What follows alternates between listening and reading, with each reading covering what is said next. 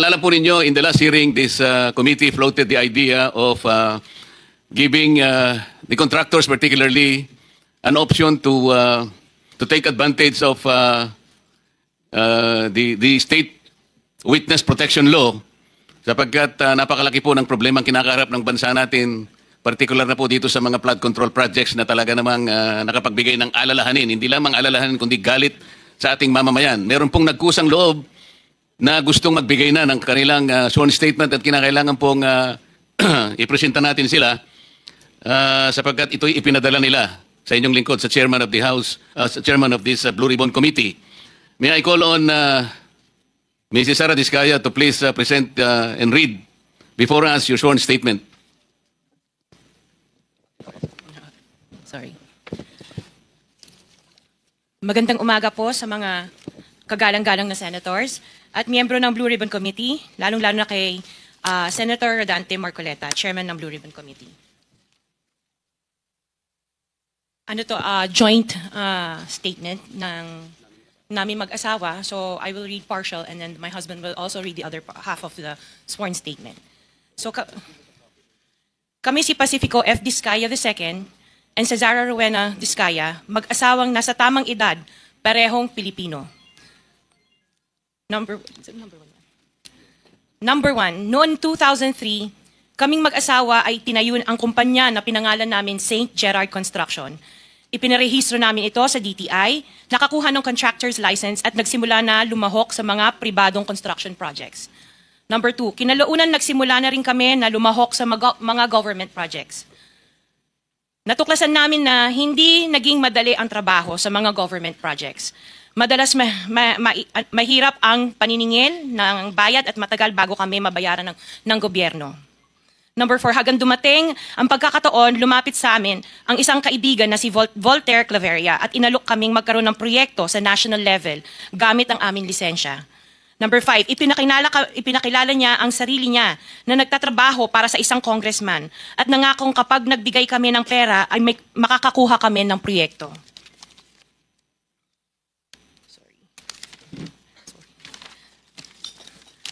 Number 6, dahil wala kaming alam sa kalakaran sa pambansang proyekto sa gobyerno, nagtiwala kami at ibinigay ang lahat ng ipon naming mag-asawa.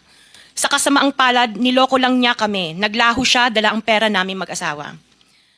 Nagpunta kami sa DPWH para i-report ang nangyari, pero hindi nila ito pinansin. Kahit ganon, hindi kami sumuko. Gusto ko pa rin gawin ng tama ang negosyo, kaya patuloy kaming sumasali sa mga biddings sa gobyerno.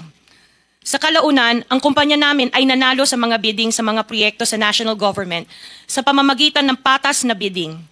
Ibinuhos namin ang lahat ng aming pagsisikap para maipakita ang kakayahan ng aming kumpanya na mayroong maayos na paggagawa, di kalidad na resulta at natatapos sa tamang oras. Nagkaroon ng konting tagumpay ang St. Gerard Construction, kaya minabuti namin mag-asawa na mag-expand at bumuo ng ibang kumpanya tulad ng Alpha and Omega General Contractor and Development Corporation. Interjection, Mr. Chair. What is the interjection? Salamat, Mr. Chair. Kailangan ko lang pong umakyat sa office sandali para sa isang pulong, but hopefully pagbalik ay nandito pa rin sina Mr. and Ms. Diskaya dahil meron din po akong mga tanong para sa kanila. Oh yes, Salamat we make po, sure Mr. that they Chair. will be here for your questioning. Mr. Chair, point Yes. of order. Bakit hindi na lang tayo bigyan ng kopya ng sworn affidavit imbis na basahin nila niya so we can para himayin namin yung kanyang sworn affidavit. We will make sure that all the In order to members will save be time, given a copy, but the chairman is asking them to read it before us for the record. in order to save time, Mr. President, because we have been here since 9 o'clock. We already spent 2 hours and not even one of the senators have asked questions addressed to the resource persons present. I beg the indulgence of the good senator, but it is for the record. This is a sworn statement, at from this statement, kailangan dito sila matanong na mabuti. Proceed. Pakibilisan nyo lang para makatipid tayo ng panahon. Ngunit nung nagsimula ang makilala ang St. Gerard Construction, dumating naman ang panibagong pagsubok. Unti-unti na nagsilapitan ang mga district engineers at mga regional directors ng DPWH at mga chiefs of staff na mga mambabatas na nag-aalok ng mga proyektong sinasabi nilang pondo na mambabatas. Noong una, sinubukan naming labanan ng mga ito sa pamamagitan ng pagre-report sa DPWH at pagpapadyaryo ng mga tiwaling kawani ng gobyerno, subalit hindi sila natitinag sa mga ito. Sabi nila, dapat tanggapin namin ang realidad na dapat kaming magbayad sa mga pambabatas kung gusto po namin magpatuloy na magkaroon ng project sa gobyerno. Kung hindi, binabala nila na matatanggal na sa listahan ang kumpanya namin at hindi na makakakuha ng kahit anong proyekto. Hindi namin ginusto kailanman na mapasama sa ganitong sistema, pero kailangan namin magpatuloy para sa pamilya at mga empleyado namin. Dahil sa aming paglaban, sa mga tiwaling bidding, maraming beses naming naranasan na ma-disqualify ng Bids and Awards Committee ng DPWH na hawak na mga mambabatas na nagpondo sa proyekto. Dahil naiipit na ang aming negosyo, lumulubog na kami sa lumalaking utang ng kumpanya at peligro sa buhay ng aming pamilya. Napalitan kaming makisama sa kalakaran kahit labag sa aming kalooban. Magandang umaga po, Mr. Chair at kagalang-galang na senators at miyembro ng Blue Ribbon Committee, lalong-lalo po kay Senator Rodante Marcoleta. Diretso na. Number 15. 16, paulit-ulit kaming ginamit ng mga nasa pwesto sa sistemang ito. Wala kaming magawa dahil kung hindi kami makikisama, gagawa nila ng problema ang project na na-award sa amin sa pamamagitan ng mutual termination o pagkakaroon ng right-of-way problem na parehong nagdudulot ang hindi matuloy ang implementasyon ng mga proyekto. Matapos naming manalo sa mga bidding, may mga opisyal mula sa DPWH ang lumalapit sa amin para humingi at kumuha ng bahagi niya sa halaga ng proyekto. Ang hinihingi nilang porsyento ay hindi bababa sa 10% at umaabot pa sa 25% na naging kondisyon upang hindi maipit ang implementasyon ng kontrata. Ito ay binibigay namin sa kanila ng cash. Ang bawat transaksyon ay may karampatang voucher at ledger na nagsasaad ng mga araw at kung kailan nila ito natanggap.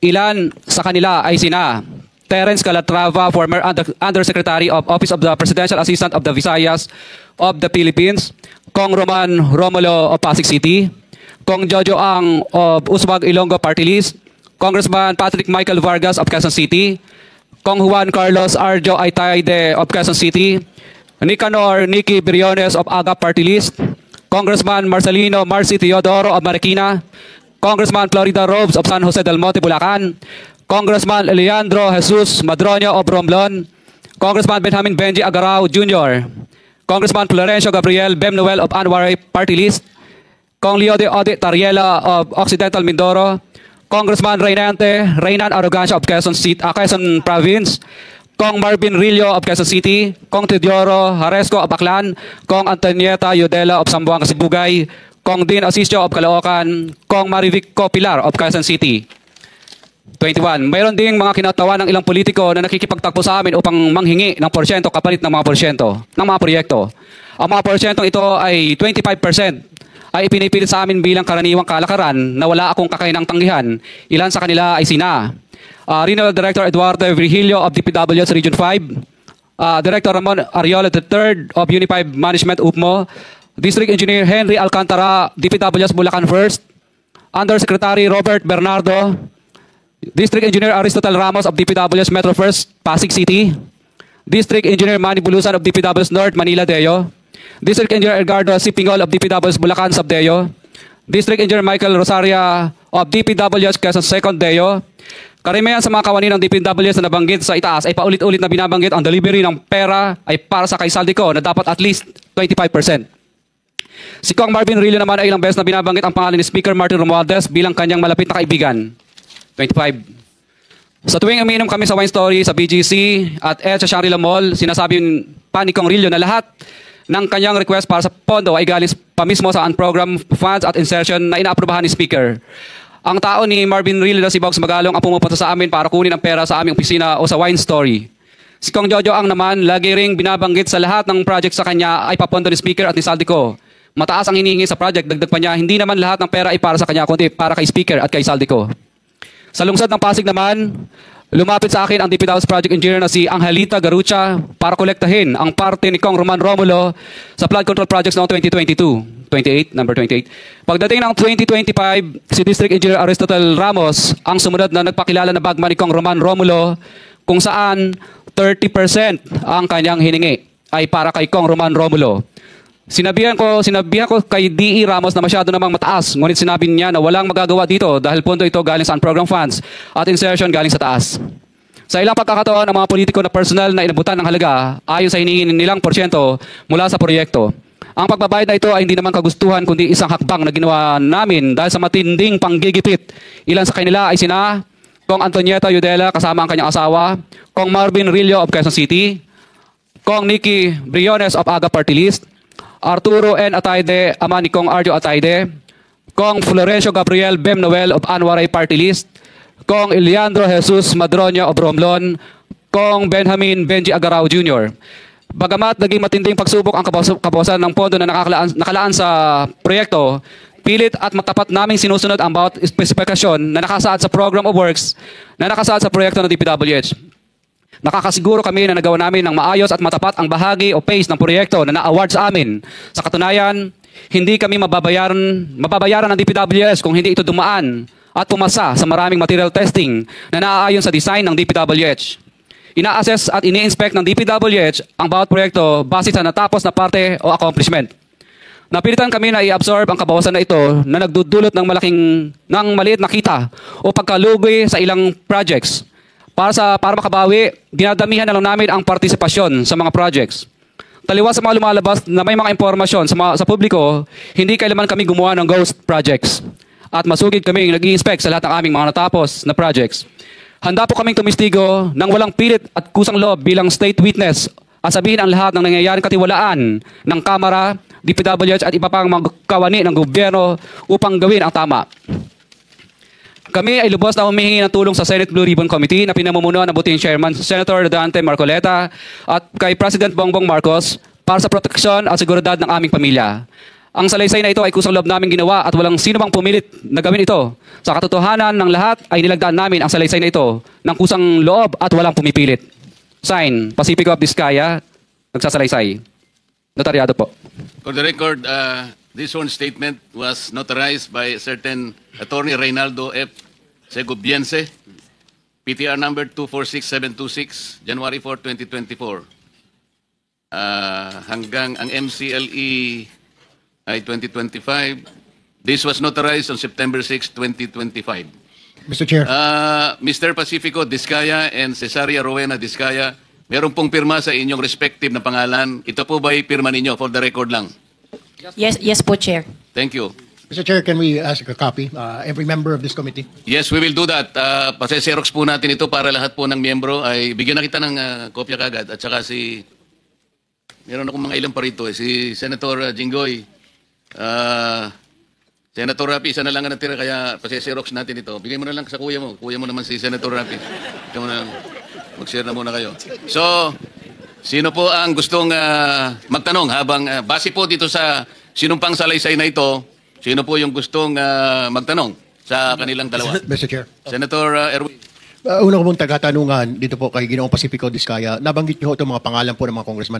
Sila po ba mismo? Mukhang dalawa lang po yung binanggit nyo na personal ninyong inabot yung pera. Itong mga napakadaming pangalan na binabot ninyo, paano po ibinibigay yung parte nila, yung komisyon na sinasabi nyo 25%, 30%? Sino po? May tao po ba? May bagman po ba? Kadalasan po, ako po ang nagbibigay o minsan po may inuutusan po ako, nagtatawagan lang po kami para sa hinihingi. Maaari mo po bang ibigay sa amin sa komiteng ito ang pangalan ng mga pinag-aabutan ho nyo ng pera kung hindi mismo yung mambabatas ang inaabutan ninyo? Maaari po ba or litrato man lang parang malaman ho natin kung sino pong inaabutan po ninyo ng pera? Kay Terence Calatrava po, nag-usap po kami dito sa kanyang kondo po sa Makati. Tapos ang inuutusan na lang po niya na kumuha po ay si Diane Tan. At saka yung kasama pa po si Andrew po ang pangalan. May mga contacts number po ako. Sila po ang tagakuha sa office. Pero iba-iba po ito. Iba-iba po itong mga bawat congressman. Iba-iba po yung kumukuha. Tama po ba? Opo, makadalasan po parang mga COS nila or mga pinagkakatiwalaan nilang tagakuha lang po. Opo. For example po, si Kong Roman Romulo naman po. Kadalasan po si Kong Roman Romulo, ang tagakuha po niya, tagakuha niya si Ma'am Engineer Angelita Garucha, empleyado ng DPWH yun. Tapos pinalitan naman po yun ni D.E. Aristotel noong 2025. District Engineer po siya ng DPW's First Metro. Pare-pareho po ba, Mr. Chair, yung komisyon, whatever you want to call it, kickback, ang hinihingi po or magkakaiba? Ibang isang mambabatas ganito ang presyo or halos standard po ang hinihingi nila at magkano po ba yan? Isa lang po ang pattern. Basta insertion or ang program po, 25% po lagi. Insertion or ang program, 25% po yun. Opo. Para po kanino raw? Para po daw po lagi ko narinig ang salita nila kay Saldi ko at saka kay speaker po, ang narinig kong salita. Alright, Mr. Chair, I have no further questions. Mr. Chair. Senator Jinggoy. Mr. Chair. Mr. Curly, lahat ba itong mga binanggit mong pangalan na karamihan ay mga kongresista. Lahat ito, 25% ang binibigay mo. Kadalasan, opo. Wala bang mismo ang kongresista mismo ang pumunta sa'yo at binigyan mo ng pera? Ano po, kadalasan po, nag-uusap lang po, nag-uutos lang sa COS, pero kadalasan po, for example, si Kong Rillo, kadalasan po, binibigay ko po yun pag nagiinuman kami, o di kaya, yung tao po niyang si Bogs Magalong ang pumupunta. Pinipick up. Sino-sino pa dito sa mga nabanggit mo mga pangalan na kongresista na talagang sa kanya mo inabot sa mismo For example po, kay Kong Madronya na lang. For example, ano po, mismong siya po ang pumunta sa office namin at syempre pagkatapos po noon, tao na lang po niya ang nagdala ng bagay, kotse at saka personal ko rin pong dinoposit yung ano. Sino yung congressman? Kong Madronya po. Madrona o Madrona. Eliandro Yung Madrona. sa Romblon? Romblon po. Mhm. For example, okay. For example po, ito na lang, si Kong Marcelino Teodoro ng Marikina. Ang tagakuha naman po nito sa akin ay si Bell Construction. Kasi ang nangyari po nito, pina-mutual terminate po niya yung mga project na napanalunan ko. Dahil, ano po, hindi po ako nagbigay. Kaya ang nangyari po nito, napilitan na lang po akong magbigay para i-award ulit sa panibagong ano po, bidding. Pero na-mutual terminate na po yung project. So, ang nangyari po nito, mataas, siyempre, pero hindi 25%. 18% lang po. Pero po ba kayong resibo, Mr. Chair, na not resibo actually, na corresponding document na naibigay mo na itong komisyon ni ganito, o wala? Wala po resibo kasi hindi naman po sila paperless, paper trail. No paper trail po lahat ng transaction, pero meron po kaming voucher. Ang voucher po namin, ledger po pala. Ledger, wait, based on ano po? Ano bang sinabi ko sa ano? Dala mo yung ledger mo? Dala mo yung ledger? Hindi po. Binibigay mo? Hindi po. Ledger lang po yan sa office namin. Pero siyempre po, pag pinapirma po namin sila, hindi sila pipirma doon. Kumbaga, para matandaan lang po namin na nung panahon na to at araw na to, nagbigay kami ng ganitong halaga. For our, siyempre, para malaman po na, records lang po namin. Mr. Chair, I move that we subpoena that ledger, Mr. Chair, so that we'll have a copy here in the committee, Mr. Chair. Yes, pwede mo bang ipadala sa amin kung ano man ang tawag ninyo, kung ledger, anything that will indicate the payment of the alleged commission to each and every member of Congress subject of your sworn statement. Ang dala ko lang po dito ay summary lang po ng mga ledgers. For example, Office of Presidential, ano bang ibig sabihin? OPAB, ibig sabihin Office of the President Areas Visayas, parang ganun yata ang ibig sabihin ng OPAB. If I may, Mr. Curly, yung record mo ba, nagsimula, anong taon?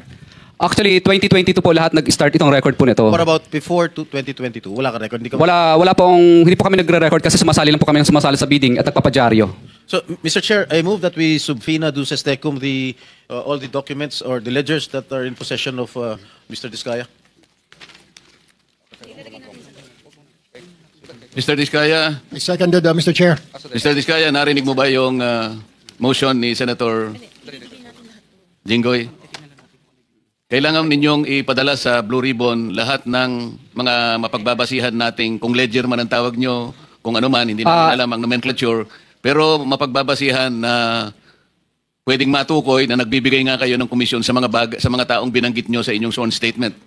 Mr. Chair, ang dala ko lang po ngayon ay summary Hindi po. ngayon, basta kailangan maipadala ninyo lahat ng dokumentong pinagsasaligan ninyo, pinagbabatayan ninyo ng pagbibigay ninyo ng alleged commissions. Magagawa po ba ninyo yon? Kailan po ninyo gagawin? Ipapaasa po namin. Sige po, salamat po. Other members who, Senator Rapi, baka meron kang may tatanong ngayon.